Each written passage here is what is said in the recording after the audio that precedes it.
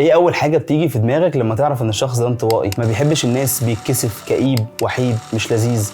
للاسف كل الكلام ده غلط. العالم اللي احنا عايشين فيه بقى سريع جدا لدرجه ان الشخص المسموع بقى دايما بس هو الشخص اللي صوته عالي حتى لو كان غلط. تعالى بقى ندردش شويه عن اكتر ناس مظلومين ما بيننا وقد ايه احنا اصلا مش فاهمينهم ومش عارفين نتعامل معاهم. هم الانتروفيرتس. كوبايه الشاي بقى والقهوه بتاعتك ولايك وسبسكرايب ويلا بينا.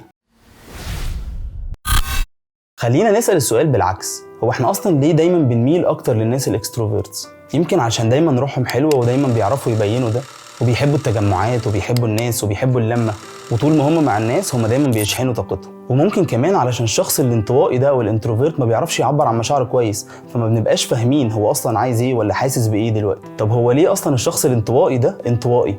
هل هو اختار كده ولا دي حاجه اصلا اتولد بيها؟ في كتاب كويت للكاتبه سوزان كين اللي هي بتتكلم فيه عن الانتروفيرتس عموما، ردت فيه على السؤال ده وبتقول ان 50% من ميولنا احنا بنتولد بيها، وال50% التانية هي بتيجي عن طريق نشأتنا وتربيتنا والتعامل بتاعنا في الحياه عموما. وعلشان نفهم اكتر فهي اتكلمت عن الاشخاص الانتروفيرتس دول ان هم اشخاص عاديه جدا، بس كل الفرق اللي بينهم وبين اي حد اكستروفيرت ان هم بيحبوا يفصلوا شويه لوحدهم، بيحبوا يشحنوا طاقتهم لوحدهم بعيد عن الناس. بس المجتمع عموما بيفضل يضغط عليهم من اول المدرسه، وان دايما احسن شخص في المدرسه وفي الفصل هو الشخص الاجتماعي اللي بيعرف يتكلم كويس ويعبر عن مشاعره. اما الشخص الانطوائي اللي هو الخجول ده فدايما ما بيبقاش ليه فرص كفايه في المدرسه، واهله نفسهم بيبقوا فاكرين ان هو في حاجه غلط، محتاج يبقى احسن من كده، محتاج يتكلم اكتر من كده، محتاج يتعامل مع الناس احسن من كده. برغم ان على حسب الاحصائيات ان الانتروفيرتس دول نفسهم بيجيبوا درجات اعلى في الامتحانات، بس برضه هيفضل في نظر الاهل والمدرسين ان في حاجه غلط وفي مشكله معينه محتاج يحلها. يتخرج الشخص ده بقى من المدرسه او من الجامعه ويبدا يشتغل،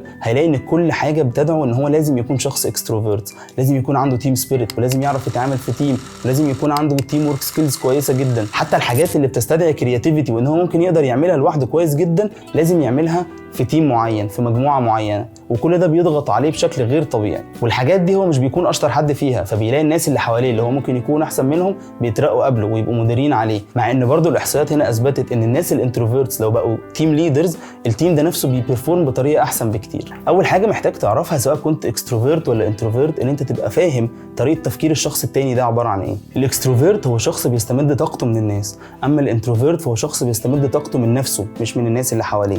ومفيش حد كويس وحد وحش، ودايما هتلاقي اي حد عنده نسبه من كده ونسبه من كده، بس هتلاقي في نسبه اعلى من التانية سواء بقى بحاجه بسيطه او بتفاوت كبير على حسب كل شخص والتاني. والانتروفيرتس عموما هم مش بس كده انتروفيرتس وخلاص، ده في 4 انواع من الشخصيات الانتروفيرتس دي. اول نوع هو السوشيال انتروفيرت، وده الشخص اللي دايما بيتجنب التجمعات الكبيره على قد ما يقدر، مش لفكره ان هو مش بيكون مرتاح في التجمعات الكبيره، لا هو بس مجرد ان هو بيكون مستريح اكتر في بيته وسط اهله واصحابه في الدوائر الصغيره بتاعته. تاني واحد هو الثينكينج انتروفيرت، وده الشخص اللي دايما بيحب يتعلم حاجه جديده لوحده، بيحب جدا القرايه والمذاكره والابحاث، اي حاجه يقدر يعملها لوحده ويتعلم بيها حاجه جديده فهو كده مبسوط جدا. الاشخاص دي دايما هتلاقيهم بيفكروا قبل ما يردوا على اي سؤال، ودايما لو سالته اي سؤال هتلاقيه يقول لك هفكر واقول. ثالث نوع هو الانكشس انتروفيرت، وده اللي غالبا هتحسه دايما متضايق في ظل التجمعات الكبيره وفي اي حاجه ليها علاقه بالناس وبالحاجات دي كلها، هتلاقيه دايما متضايق وشكله متوتر، وهتلاقيه ساعات بيقول كلام قاسي شويه. اخر نوع هو الريستريند انتروفيرت، ودول الاشخاص اللي هم الانتروفيرتس اللي بيحبوا الطبيعه، بيفصلوا دايما في الطبيعه، تلاقيهم دايما موجودين في الجبال في الغابات،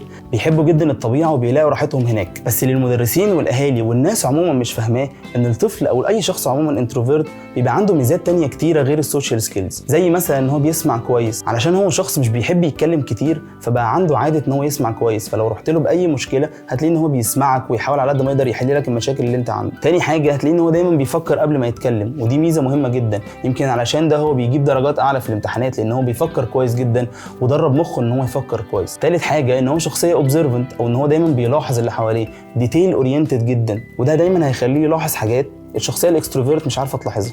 واهم حاجه يمكن بالنسبه لي ان هو بيقدر يعمل صحاب كويسين، لان هو بينقيهم كويس قوي، لان هو دايما عنده فكره الكواليتي اوفر كوانتيتي، ان الجوده بتاعت صحابه نفسهم اهم بكتير جدا من الكميه.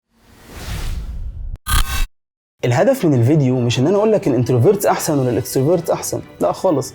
الهدف من الفيديو ان انا ابين لك ان الشخصيات الانتروفيرتس دي هي شخصيات طبيعيه جدا عايشه وسطنا ومتعايشه حوالينا، ده بالعكس يمكن يكون من ضمن اصحابنا ومن ضمن اهالينا ناس كتيره جدا انتروفيرتس، بس طبعا هي بنسب تتفاوت. المجتمع علشان يكون احسن هو محتاج الاثنين، مش محتاج شخص واحد بس. ومهم قوي نعرف الشخص اللي قدامنا ده بيفكر ازاي وبيحس بايه، وايه الحاجات اللي بتفرحه وايه الحاجات اللي بتزعله، عشان ما نجيش على حد وما نسمحش لاي حد ان هو يجي علينا. بس كده، لو عجبك الفيديو الفيديو ما تنساش تعمل لايك وسبسكرايب وتشغل الجرس عشان تشوف كل الفيديوهات الجديدة. وقول لي تحت كده في الكومنتس انت شايف نفسك من الناس الانتروفيرتس ولا من الناس الاكستروفيرتس. وما تنساش كمان تشوف الفيديو ده بتكلم فيه على الانيجرام تيست، وهتلاقي فيه صفات الشخصية كلها مش بس الشخصيات الانتروفيرتس والاكستروفيرتس. هيعجبك جدا. سلام.